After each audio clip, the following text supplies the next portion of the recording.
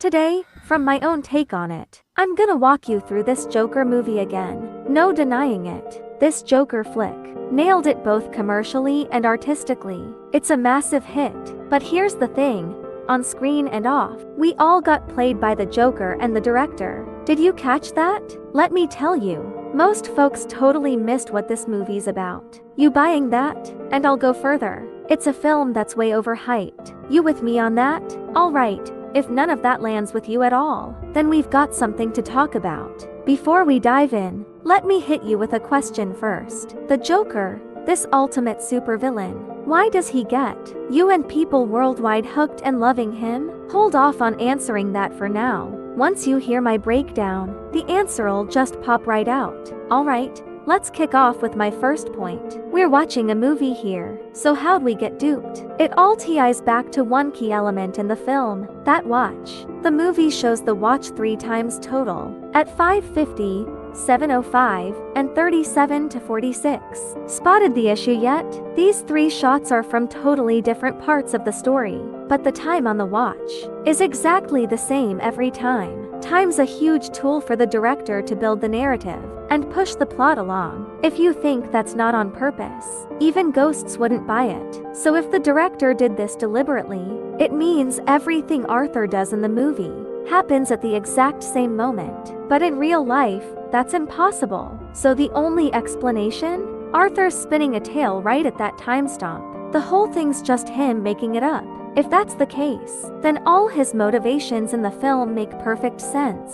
So here's how the movie's story really shakes out. The real Arthur is a straight-up vicious psycho. He got locked up again for murder, arson, some serious crimes. Back in the psych ward under observation, bored out of his mind in the observation room, he starts banging his head on the door. That draws in a doctor. Mid-conversation with the doc, he imagines himself as this dreamer, stuck as a frustrated clown performer. He's busting his hump at work, but keeps getting messed with by everyone around him. He's super nice to all his coworkers, but some jerk still sets him up. He gets fired. His life's just like this cold, gloomy Gotham City.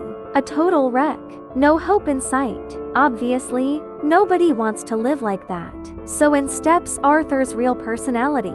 We could call it his Joker side. How do you tell him apart? The director drops clear hints in the movie. Arthur's right-handed, right? But tons of shots showed him weirdly using his left hand. Like that scene where he's scribbling a script in his journal. 1 second he's seriously writing. Next second, left hand awkwardly scratches out this gut punch line. And that lefty handwriting? It pops up all over his notebook. Plus, when he takes out those 3 punks on the subway, it's his left hand doing the work. So yeah, we can figure. Left hand means Joker personality. Right hand's the imagined Arthur one. Sure, Arthur's persona is all in his head, but the Joker side's not grabbing the wheel easy. It takes some doing, so he leans on outside stuff to slowly turn Arthur dark, snatch control of the body, or put it another way, evolve Arthur step by step into the real Joker. After the killing, freaked out Arthur bolts into the bathroom, and right on its heels comes this wild rush of excitement he can't hold back.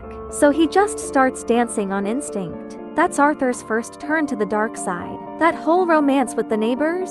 Lots of people call it Arthur's hallucination. I say it's real, just that it's always the Joker side out on those dates. So regular Arthur doesn't remember a thing. After accidentally offing those 3 guys, his face is all over the news, streets buzzing. For the first time, Arthur really feels like the world's finally noticing him. So that's when he drops this line on the welfare social worker. I said, for my whole life, I didn't know if I even really existed, but I do. And people are starting to notice. But the social worker drops a bomb. City's cutting budgets. The welfare office is shutting down. No more free meds for you. For Arthur, fresh off losing his job, it's salt in the wound. But for the Joker lurking inside, prime opportunity. Things with the neighbor girls heating up too. To make a living, Arthur performed a stand-up comedy. His weird, uncontrollable laugh pairs with lame jokes, and surprisingly, it lands pretty well. The relationship with the female neighbor is also growing day by day. They date, hit the streets together. Everything's starting to look up slowly. Till one day, Arthur stumbles on, in his mom's letter to Thomas Wayne. Turns out he's Thomas Wayne's bastard son. Thomas Wayne, you know, Batman's dad, Bruce Wayne's old man. Richest guy in Gotham. This bombshell. It'd break anybody. Arthur hits Mom. Is this for real? She just hides in her room, clams up. So he heads solo to the Wayne mansion. Gates locked tight. No way in. But while he's wandering the grounds, he bumps into a kid. And get this, that kid's the future Batman himself, Bruce Wayne. Arthur eyes his little bro, and without thinking, tugs his mouth into a grin. Then security rushes in, pulls him off. Arthur lays out who he is. From the guard's face, clear he knows the deal. But he tells Arthur, your mom's delusional. She made it all up. You are no Wayne kid. Can't swallow that. Arthur runs home, catches Mom getting loaded into an ambulance. He tails it to the hospital. On TV, his fave shows on. That clip of his bar stand up. Arthur's glued, cracking up along. But then it hits him. His hero hosts straight up mocking him, laughing at him. Dreams crushed. Smiles fades. That's Arthur's second dark turn. To dig into his roots for real, he joins the protest march, slips into the Wayne family theater, and ironically, the screen's playing Chaplin's Modern Times. It's about the 1930s Depression. Chaplin's worker Charlie grinding nonstop, goes nuts, ends up in the loony bin. Through laughs, it rips into capitalist exploitation and society's messes. Protests raging outside, but inside, Thomas and the rich crowd are howling at this anti-capitalist flick. Thomas heads to the John. Arthur tails him. But from Thomas, no truth, just a nastier one. He's not Thomas's son, not even his mom's. Adopted, Arthur's already broken, can't break more. But that night, good news. Murray Franklin wants him on the show. Note, Arthur's smoking left-handed. That's the Joker side. Stone cold face. Says yes without hesitation. Looks like he's scheming. Next day, Arthur came to the mental hospital to verify Thomas's story. Bad news. It's true. And files show Mom letting her adopted kids get abused. But the director cuts in a flashback. Young Mom under questioning says it's all fake. Thomas faked it to cover their affair. So, is Thomas the dad? Can't rule it out. Crushed, Arthur back in his room. Lefty smoking Joker takes over. Smothers Mom with a pillow. Arthur's third dark turn. Now, with nothing left, he just wants the world to remember him forever. Show night rolls around. Arthur dyes his hair, cakes on makeup at home, picks out a killer outfit. But then, his two ex-co-workers knocked. Dude says he's there cause he heard about Mom. Wants to drink and console. Real talk. It's about the subway kills. Don't rat me out. So, Arthur ends the guy. No mercy. Fourth dark turn. Pay attention, this scene's packed with tells. Knock at the door. Arthur grabs scissors. Hide seam. Opens up. Sees the co-workers. Lets him in. Smoothly deadbolts the door. Left hand. Cigarette smears a smiley on the wall. All screams Joker in charge. After, he spares the one nice co-worker, the dwarf. Fixes his look. Heads to Murray's. One more detail. Arthur's suit, green to yellow to red, means the old weak Arthur's evolving into a blood-hungry Joker. Weak sides buried deep. Cool. Next up, that iconic Joker dance.